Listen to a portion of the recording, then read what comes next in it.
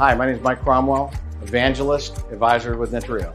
My name is Brian DeVault, Chief Technology Officer with Netrio. And on Whiteboard Wednesday, we're going to be talking about use cases, new technology, trends, and our goal is to provide insights for enterprise customers trying to solve complex problems using technology, as well as to help our channel partners.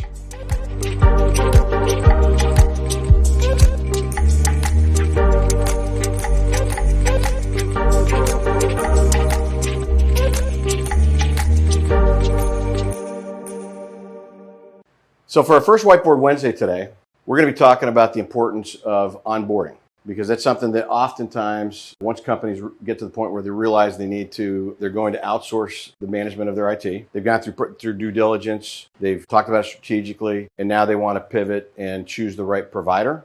There's a lot of questions that they should be asking, because the onboarding process is hypercritical to a successful outcome. For our first episode today, what should the process look like? And what types of questions should both customers that are considering outsourcing, as well as the partners that they work with, what types of things do they need to be aware of entering this type of engagement? If you're thinking about how to choose a provider, how to select a provider, you can ask a lot of these questions about their onboarding process. For instance, what does a project kickoff call include? What's your process for establishing points of contact, both internally and externally? Signatures, terms, start dates, subscriptions that you're going to subscribe to from their various portfolio of services. The next steps should look something like this diagram behind me. How important is it to get that contract as accurate as possible relative to the outcomes that you're engineering to? So it's important to get the attributes that are going to structure the relationship correct. So, your start and end dates, your terms, how do you interact? So expect some change, expect some flexibility in there and some agility by your service provider to be able to subscribe you up or down based on what your current demands are. So what I've got outlined here are the next essentially 4 steps or 3 steps in the process. And so what you can expect, after you get your contract executed, after all those things are out of the way, you should expect to be contacted by their project management office.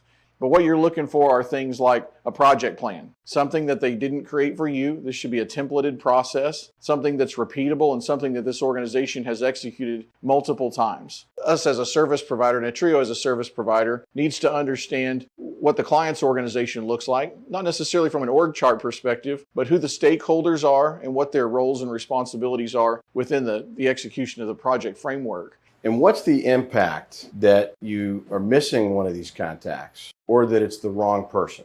It can interfere with any of those timelines around gathering the right information, getting it in the right hands. You got to know, who, what, why, and where, and all of these contacts on both sides of the organization, both internal and external. So this would be service provider versus customer. So getting those right is critical up front, and having that person that was engaged with you as your primary point of contact during all of these discussions is critical to have them engaged at this level in the project. So you should be able to establish a go-live date within the first week of the project execution. What you're really looking for here is a mutually agreeable time between both parties that works well for their organization and works well for you as a service provider to make sure that we're going to make a change and we're not going to disrupt any of their critical business functions. From that point, you're looking for documents that help you distribute the information to your end user community. So for us, we have a template that we send out or our clients use to say, this is the day we're changing our IT support. This is how you're going to go about requesting support in the future. Here's your points of escalation and everything that you need moving forward to get the IT support that you need for your organization. What percentage of the time